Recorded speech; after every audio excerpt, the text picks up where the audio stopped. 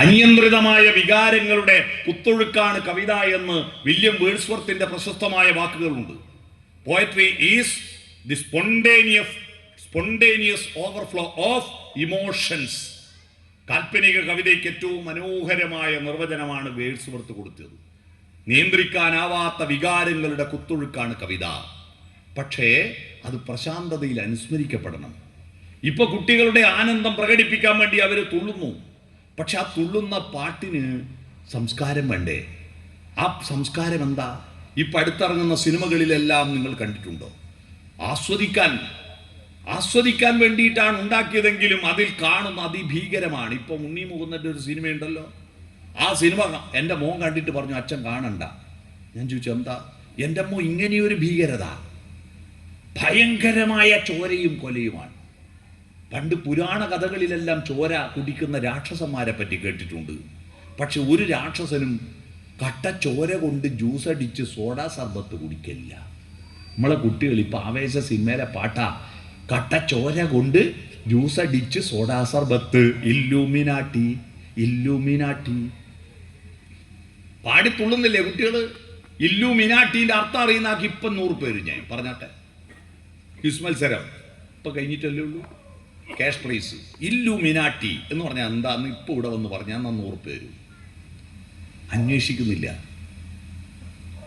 പാടുന്ന വാക്കിന്റെ അർത്ഥം അറിയണ്ടേ? അതിന്റെ ദുരന്തം, അത് കുട്ടികളുടെ മനസ്സിലുണ്ടാക്കുന്ന ഭാവം എന്താ? പൂവച്ചൽ എന്ന് പറയുന്ന സ്ഥലത്ത് മിനിഞ്ഞാന്നൊരു സംഭവം നടന്നു. +1 +2 പഠിക്കുന്ന കുട്ടികൾ തമ്മിൽ കത്തിക്കുത്ത. എന്താ? പേന കത്തി കൊണ്ട് ആദ്യാക്ഷരം കുറിച്ചവനെ, ഹരിശ്രീ കുറിച്ചവനെ, നിന്നെ പടച്ചവന് 10ൽ 10 മാർക്ക്. ഈ പാട്ടിലുണ്ട് ഇല്ലുമിനാട്ടി. മനസ്സിലായോ? മാതാപിതാക്കളെ മാപ്പ്, ഇനി അങ്ങോട്ട് തന്നിഷ്ടക്കൂത്ത്, ഉന്നം മറന്നൊരു പോക്ക്, ഗുണപാഠങ്ങൾ മതിയാക്ക്, ഇതൻ പാത എൻ അധികാരം, വഴി തെറ്റാനും ഉണ്ടവകാശം, തനി നിറമെടുത്തണിയണ നെഞ്ച്, കാട്ടുതോന്യാസം. ചേട്ടാ, എന്തിനാണ് കല? കല പരഹിതമാണ്. കല മറ്റുള്ളവർക്ക് ഇഷ്ടപ്പെടണം. ഒരാൾ എഴുതിയാൽ അത് മറ്റുള്ളവർക്ക് കേൾക്കാൻ മനസ്സിലാക്കണ്ടേ? കല പരഹിതമാണ്. അത് കലാപരഹിതവുമാകണം. വായി തോന്നിയ പാട്ടല്ല, അത് കലാപരമായിരിക്കണം. മൂന്നാമത്തത് ഇത് കലാപരഹിതവുമായിരിക്കണം. കലാപരഹിതം, ഒരു കലയിലൂടെ ഒരു കലാപമുണ്ടാകരുത്. കലാപമുള്ള മനസ്സുകൾ ശാന്തമായി തീരണം. ഒരു കല കേട്ടാൽ ഒരു മരണം ഇല്ലാതാക്കാൻ ഒരു പാട്ടിന് കഴിഞ്ഞ കഥയുണ്ട്. യേശുദാസിന്റെ പാട്ടിന് 60 വർഷം തികയുന്ന ദിവസം എൻ്റെ നാട്ടിൽ ഒരു വായനശാലയിൽ ഒരു പരിപാടി വെച്ചു ഞങ്ങൾ. എന്താണെന്നറിയോ? എല്ലാവർക്കും പാടാം. യേശുദാസിന്റെ പാട്ട് ആർക്കും പാടാം. പ്രായമുള്ളവരോടെല്ലാം വന്ന് പാടാൻ പറഞ്ഞു. അങ്ങനെ പാട്ട് പാടിക്കൊണ്ടിരിക്കുമ്പോൾ പാട്ടിനെ പറ്റി പറയാം ആർക്കും വേണമെങ്കിലും. ഓരോ പാട്ട് നിങ്ങളുടെ ജീവിതത്തിൽ ഉണ്ടാക്കിയ സ്വാധീനം എന്തെന്ന് പറയാമെന്ന് പറഞ്ഞു. അങ്ങനെ പറയാമെന്ന് പറഞ്ഞപ്പോൾ ഒരു പ്രായമുള്ളൊരു സ്ത്രീ പറഞ്ഞു, യേശുദാസിൻ്റെ പാട്ടുള്ള കൊണ്ടാണ് ഞാനിപ്പം ജീവിച്ചിരിക്കുന്നത്. അതെന്തായിരുന്നു? എൻ്റെ ഭർത്താവ് ഗോപാലേട്ടൻ എന്നെ കല്യാണം കഴിച്ച് വീട്ടിൽ കൊണ്ടുവന്നപ്പോൾ ഞാനും ഇവരുടെ അമ്മയും തമ്മിൽ എപ്പോഴും ശണ്ടയാണ്. അതിൻ്റെ കാരണം എൻ്റെ വീട്ടിൽ സാമ്പാർ എന്ന് പറയുന്ന സാധനം വെക്കാറില്ല. അവിടെ ചക്കക്കുരും വെള്ളരിക്കും ഓലനാണ് എപ്പോഴും ഉണ്ടാവുക. എന്നോട് സാമ്പാർ വെക്കാൻ പറഞ്ഞു. ഞാൻ പരിപ്പും വെണ്ടക്കും ഒന്നിച്ച് അടുപ്പത്തിട്ട് പരിപ്പ് പോകുമ്പോൾക്ക് വെണ്ടക്ക കാണുന്നില്ല, അടിഞ്ഞുപോയി.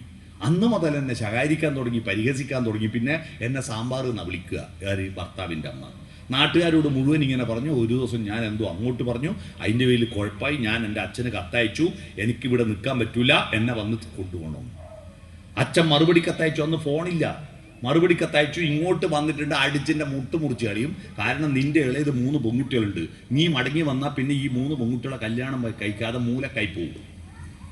അങ്ങനെ ഒരു നിവൃത്തിയില്ലാതെ ഞാൻ ആത്മഹത്യ ചെയ്യാൻ തീരുമാനിച്ചു. എൻ്റെ വീട്ടിൻ്റെ മേലത്തെ നിലയിലാണ് ഞങ്ങൾ കിടക്കുക. താഴെ നിന്ന് എല്ലാവരും ഭക്ഷണം കഴിക്കുന്ന സമയത്ത് ഞാൻ സാരി എടുത്ത് കഴുക്കോലിന് കുടുക്കി തൂങ്ങാൻ നോക്കി. തൂങ്ങുമ്പോൾ ഒരു പ്രശ്നം, പെട്ടക്കെന്ന് ഒച്ച കേട്ടിട്ട് താഴെ നാരകം ഊറി വന്നിട്ട് ഇത് അറുത്തു മാറ്റിയാൽ പിന്നെ എൻ്റെ പേര് അരത്തൂങ്ങി ജാനു എന്നായിരിക്കും. തൂങ്ങിയിട്ട് രക്ഷപ്പെട്ട ആൾ അരത്തൂങ്ങി എന്ന് ഞങ്ങളുടെ നാട്ടിൽ വിളിക്കുക. അതുകൊണ്ട് ആരും കേൾക്കാതിരിക്കാൻ വേണ്ടി ഞാൻ ആകാശവാണി തിരുവനന്തപുരം കോഴിക്കോട് നിലയത്തിൽ രഞ്ജിനി എന്ന് പറഞ്ഞ പാട്ടുണ്ടാവും. രാത്രി 10 മണിക്ക് ശേഷം ഒച്ചത്ത് പാട്ട് വെച്ചു. അപ്പൊ തൂങ്ങാൻ നോക്കുമ്പോ ശ്രീകുമാരൻ തമ്പി എഴുതി യേശുദാസ് പാടിയൊരു പാട്ട്, ആ പാട്ട് കേട്ടു. ഏതാ പാട്ട്? പാടാൻ പറഞ്ഞു പെണ്ണുങ്ങളോട്. പെണ്ണുങ്ങൾ പാടി. സുഖമൊരു ബിന്ദു, ദുഃഖമൊരു ബിന്ദു, ബിന്ദുവിൽ നിന്നും ബിന്ദുവിലേക്കൊരു പെൻഡുലമാടുന്നു, ജീവിതം ഇതു ജീവിതം.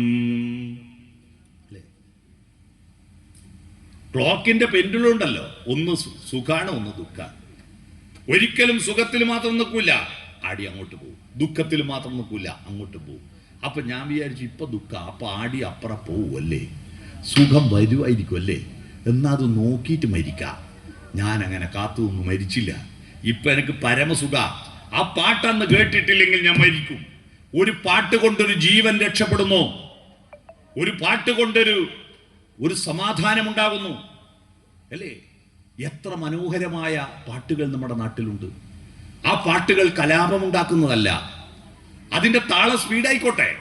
കുട്ടികളെ, നിങ്ങൾക്ക് ഇഷ്ടമുള്ള താളത്തിൽ തുള്ളിക്കോളൂ, പക്ഷെ അതിലെ വാക്കുകൾ അത് സംസ്കാരമുള്ളതാവണം, അത് നമ്മുടെ നാടിന്റെ പുരോഗതിക്കുള്ളതാവണം. അല്ലാതെ അടിച്ച് തകർത്തിട്ട് എല്ലാം നശിപ്പിക്കുവാനുള്ള പാട്ടുകളല്ല, എല്ലാം നശിപ്പിക്കുവാനുള്ള പാട്ടുകളല്ല. ഞാൻ ഈ ആവേശ സിനിമയുടെ പാട്ടിനെ വിമർശിച്ച് നടത്തിയൊരു പ്രസംഗം യൂട്യൂബിൽ വന്നപ്പോൾ ഏഷ്യാനെറ്റുകാരനോട് വന്നു, എൻ്റെ വീട്ടിൽ വന്നിട്ട് ഇന്റർവ്യൂ എടുത്തു.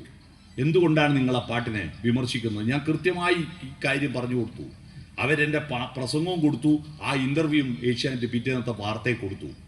നിങ്ങൾ അറിയണം, കലയെന്ന് പറയുന്നത് മനുഷ്യനെ സമാധാനത്തിലേക്ക്, വികാര വിവേചനം, ഇത് ഞാൻ പറഞ്ഞുണ്ടാക്കുന്ന ഒന്നുമല്ല. അരിസ്റ്റോട്ടിൽ, കലയുടെ കുലപതിയായ അരിസ്റ്റോട്ടിലിനെ അറിയാമോ? ഗ്രീക്ക് യവന ഇതിഹാസകാരൻ, ഫിലോസഫർ അരിസ്റ്റോട്ടിൽ പറഞ്ഞിട്ടുണ്ട്, കലയുടെ ലക്ഷ്യം കഥാർസിസ് ആണ്. കഥാർസിസ് എന്ന് പറഞ്ഞാൽ വിരേചനം, വികാര വിരേചനമാണ്. വികാരങ്ങൾ പുറത്തു പോകുമ്പോൾ ഒരു സമാധാനം കിട്ടും, അതാണ്. അപ്പൊ വികാരങ്ങൾ പുറത്തു പോകാൻ കല, ശരീരത്തിന്റെ മതം പുറത്തു പോകാൻ സ്പോർട്സ്. അപ്പോ ശരീരത്തിന്റെയും മനസ്സിന്റെയും മതം പുറത്തു കളയാൻ ആർട്സ് ആൻഡ് സ്പോർട്സ്. മനസ്സിലായോ?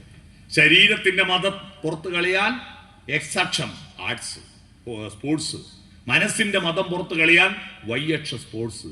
അപ്പോ എക്സക്ഷവും വൈയക്ഷവും ചേരുന്നതിനാണ് ഈ പ്ലസ് എന്ന് പറയുക. അതാണ് ക്ലബ്ബ്. ഇതൊരു പ്ലസ് ആണ്. പുറത്തേക്ക് കളയേണ്ടത് കളയുന്നില്ലെങ്കിൽ, പുതിയ പല്ല് പുറത്തേക്ക് വരുമ്പോ പഴയ പല്ല് പൊരിച്ച് വഴി കൊടുത്തിട്ടില്ലെങ്കിൽ എന്ത് പല്ലാവും അത്? കൊന്ത്രം പല്ല് എന്നാ പറയാ. ഞങ്ങളുടെ നാട്ടിൽ ഇവിടെ എന്താ പറയാ? കൊന്ത്രം പല്ല്.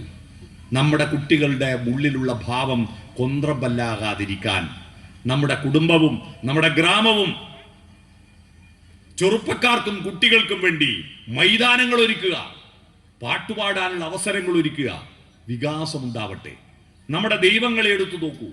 ഏറ്റവും ലേറ്റസ്റ്റ് വന്ന ദൈവമാണ് സർഗാത്മകതയുടെ ദൈവമായത്. നിങ്ങൾ നോക്കൂ, ആദ്യത്തെ ദൈവം, ആദ്യത്തെ ദശാവതാരത്തിന്റെ കഥ കേട്ടിട്ടില്ലേ? ആദ്യത്തെ അവതാരം എന്താ? ജീവന്റെ ഉൽപ്പത്തിയും വികാസവുമാണ് ദശാവതാരങ്ങൾ. ജീവൻ ആദ്യം എവിടെ ഉണ്ടായേ? വെള്ളത്തില്. ആദ്യത്തെ അവതാരം എന്താ?